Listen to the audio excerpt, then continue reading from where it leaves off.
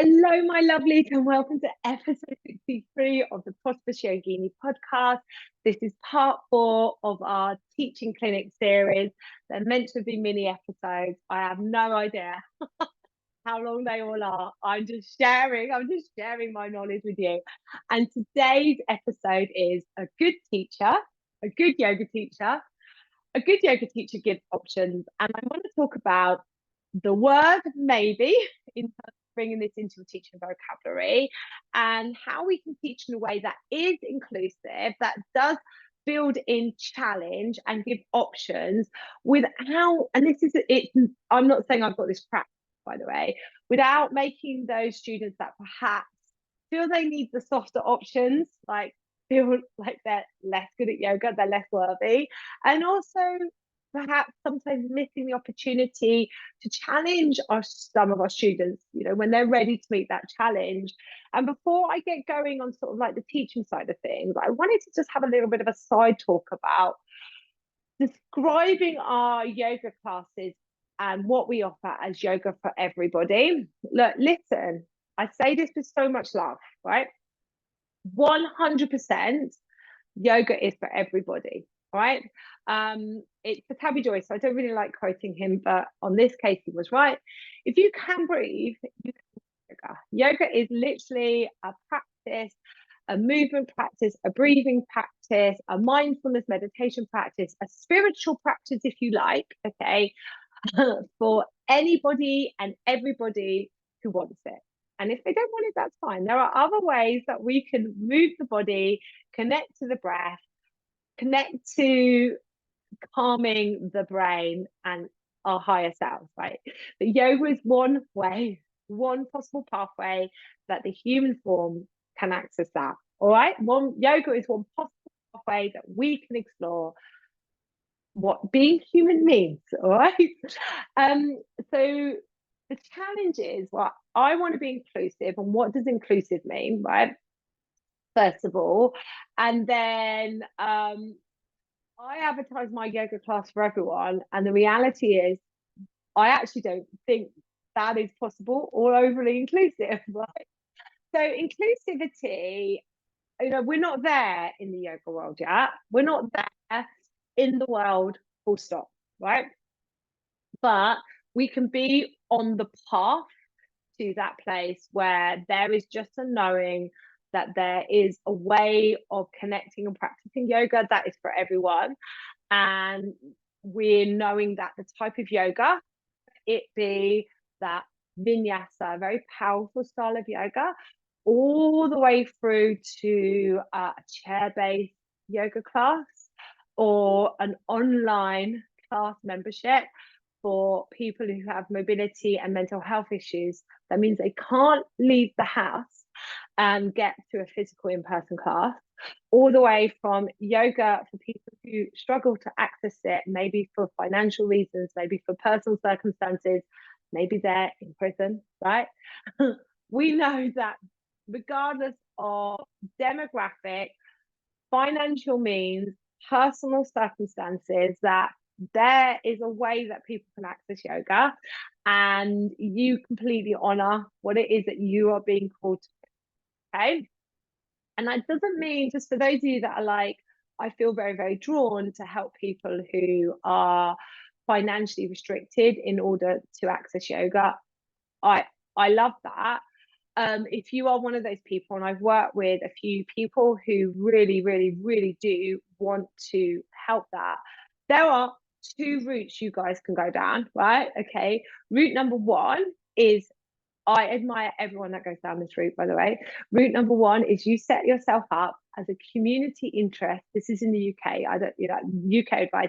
Community interest limited company, in which enables you to draw down funding so you can pay yourself to run these classes, to get the equipment, to access people that would otherwise not be able to access yoga.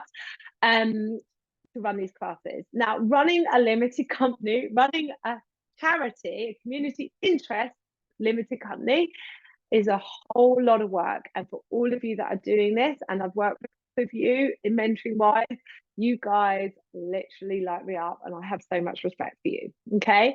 The other way you can do it is you can create a profitable, sustainable, impactful business that brings you enough money that you have either an excess of money or an excess of time or both, and you choose to use that abundance of time and money to to, to redistribute the money elsewhere into charitable causes that you feel passionate about, or give your time up for charitable causes that you feel passionate about.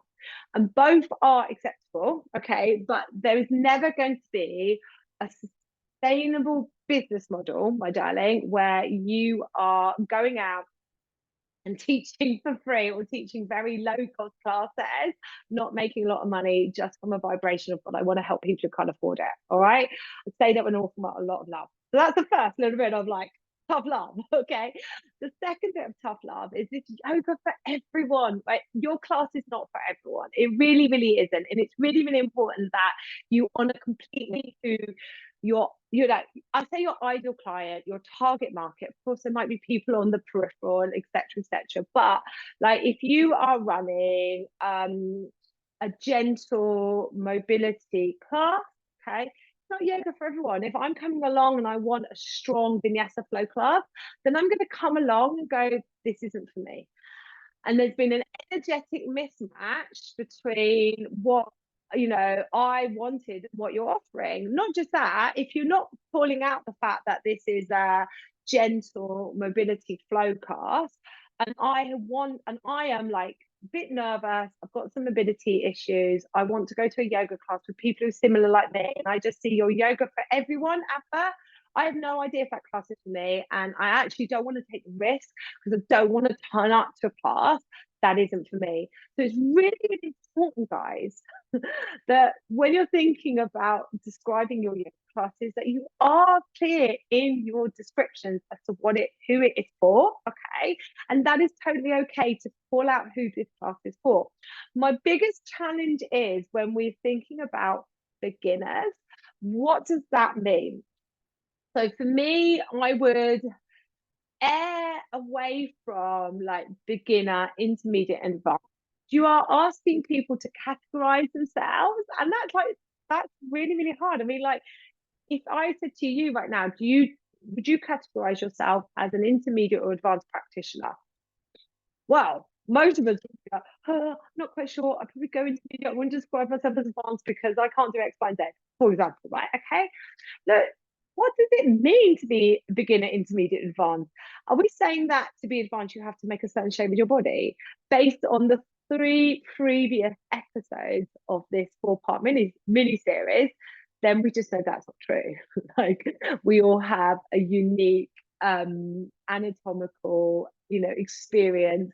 We all have unique internal, external circumstances that make certain movements perfectly, safe for one person and really dangerous for another. And it doesn't mean that the person who can happen to just biologically be able to make this shape means that they're an advanced yogi, and the person that happens to biologically not be able to make that shape be a beginner. I mean, that whole argument just goes away. So, when in terms of beginner and intermediate, advanced, it is what is our experience of the practice, right?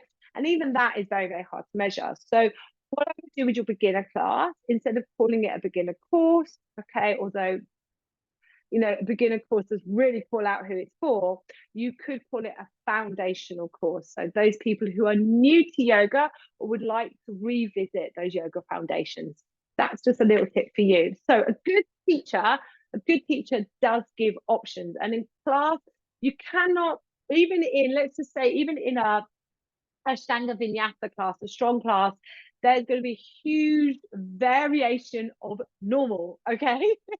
Huge variation of the range of motion that our students are going to be able to make. And if we can teach in a way that builds in challenge and gives our students options, so everyone feels are working at their best level for them right now, that they're going to feel good about coming to your class. They're going to feel good about their bodies. They're going to feel good about their practice. They're going to continue practicing yoga, and they're going to come back to class with you. So everyone's a winner. So let's have a think and a look at that word maybe and building in the challenge. I'm actually going to pick on one of the like common things that people find quite difficult in terms of like a vinyasa style class, and it's moving from downward facing dog pose to stepping that front leg forward. So first of all, again, if you are able to do this with me, and you're watching on YouTube, go for it. If you're driving along, listen to the podcast, or keep driving. If you're able to, I'm going to come into a downward facing dog shape. Now, challenge we'll have, and we'll often say, it's a mobility challenge, flexibility challenge, is when we want someone to step the front leg forward. We always want the front leg to step forward, knee in line with the ankle. Whether we're coming up into a crescent lunge, warrior one, warrior two, we want the stability of the foot and the ankle joint to support the knee joint. But this ability to step this leg forward and back, okay, not everyone has got it available to them. And don't assume it is because there is a lack of flexibility, okay? And this is where we've really got to now start paying attention to language, because if you have very long legs in relationship to the length of your torso and your arms, there's a lot of leg to negotiate through here. So therefore, we might need to make a bit of space for that leg to come forward, like coming up onto the fingertips, for example, like I just did. So how do I communicate to my students without saying, if you've got long legs, short arms, or you're not very flexible, step your leg forward? No, you do that. But maybe you do some slip into the habit of, if you're not feeling strong enough, if you are not flexible enough, here's your option. Think about, if you were saying that, how that might make someone feel, okay? They may not be the reasons why that person can't do that. Plus, if I'm not feeling strong enough, do I want to be reminded of that? If I want a softer option today, stay here, okay? I'm going to talk about boat pose in a moment. Let's do our options for stepping forward. So I do find actually can help people to have a bit of momentum. So the first thing I would do would be, from a three-legged dog, raise your leg. So I've raised my left leg. Now, come on to the fingertips of the left hand, draw the belly in. That helps to manage the weight of that left leg. Step the left leg forward, knee in line with the ankle. If it hasn't quite made it, okay, that's all that's happened. It's not that if you're not flexible enough, if it hasn't quite made it, literally give it a hand, bring it forward. If that isn't working for you, another option is to drop to the knees, pick the hands up, step the leg forward. Okay, so I've given 3 options. A good yoga teacher gives options. And then after that, do I need to keep repeating myself? No, my students will know this now. So then the language is, I step forward using my right leg now, coming from our dog pose, freezing it off if you like, quite like that as well. Step the right leg forward. So coming forward your way, knee in line with the ankle. I just absolutely love that, coming forward your way. And then once, before they know their way, exploring, maybe if this hasn't happened, try this. Maybe if this hasn't happened, try that. Let's explore that now into a shape we might call boat. I mean, honestly, the more you think about this, the more you start thinking, maybe I'll just stop referring to asanas. but let's not go there. Okay, so coming to sit on your bottom with those legs out in front of you. And let's bring the hands at the back of the knees. So a way of teaching, and depending, I mean, obviously when I teach students at different levels, so this might be a bit basic, a bit easy for some of your students. This might be a bit more challenging. You might want to soften it even still, but I just want to use this as a great example. So we're sat on our bottom with those feet out in front of us, roughly hip distance apart, bringing the hands at the back of the knees. Draw the hands against the back of the knees, draw the legs against the hands, and just notice how the spine lengthens and moves. Draw your belly in. We're going to do a little seated cat here. So I'm rolling back. As I roll back, I draw my navel to spine, drop the chin to chest.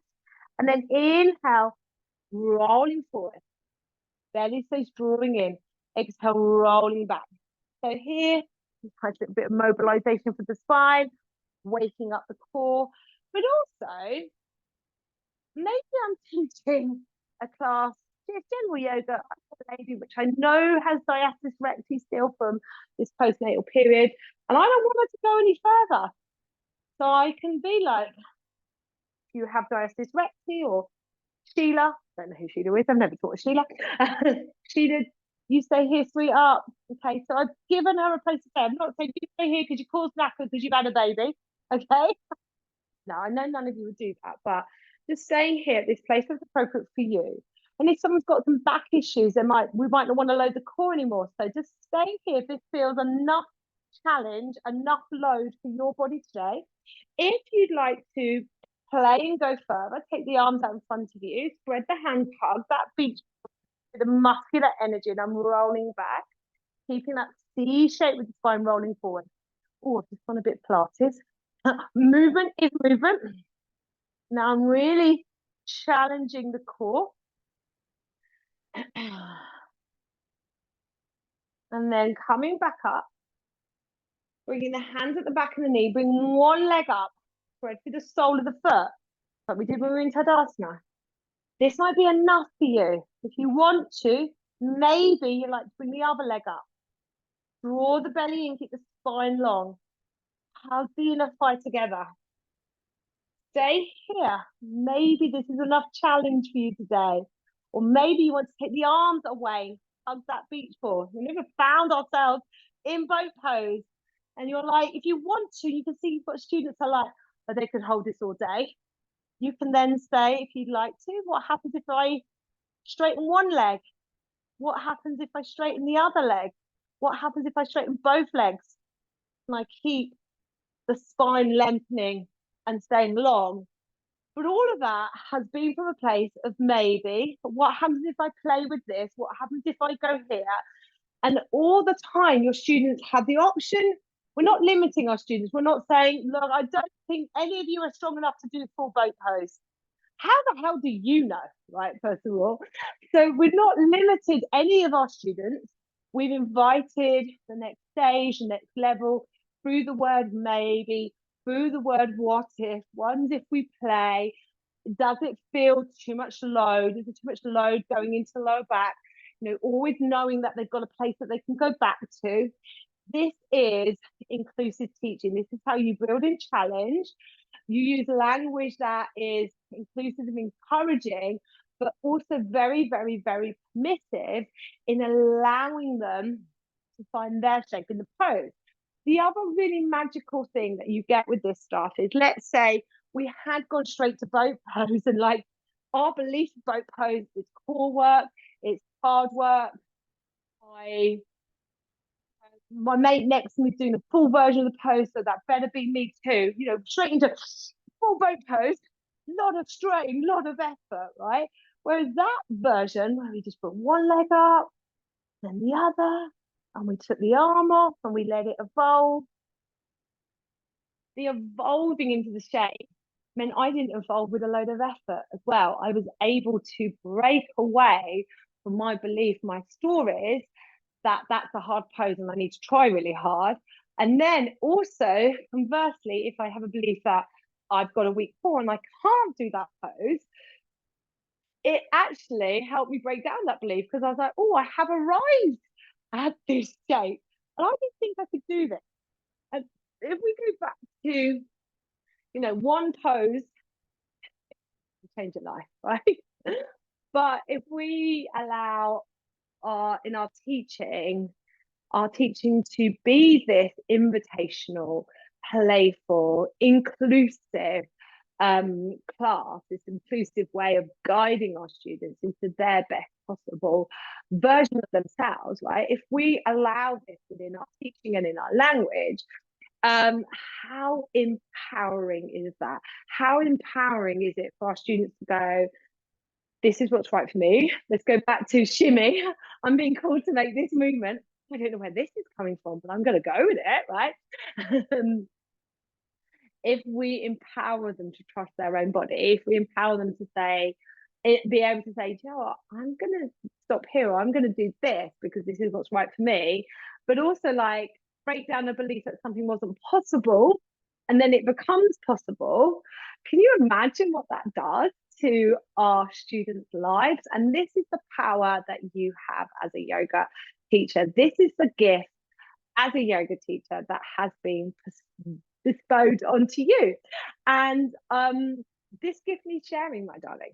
So I really, really hope, first of all, that you found the 4 teaching clinics really useful. I'm happy to do more of this or do this again. I will be getting back to my more regular sort of podcasting business side of things. But listen, the two are interconnected. Your confidence as a yoga teacher, your teaching sort of skill, and the business side of things, they both need to be in energetic flow and vibration, and working together. There's no good being like all out on the business side of things and having all of that nailed when you turn up to teach and you're feeling really unconfident, and the teaching side of things not flowing, because that's going to affect your retention. So you could have all the business side of stuff nailed, but you also need to feel confident in your teaching. And equally, there's no point being this absolutely amazing teacher, nobody knows about it because you're too scared to tell people. All right, you're too scared to put yourself out there in case people say things about you or make judgments, right? Or you believe there's too many yoga teachers in your area, there's not room for you, or you just somehow think that teacher at the road is better than you, or you've missed the boat, or online passive income just is something that other people do, whatever that mind trash is, right? So this is why, here it comes, okay?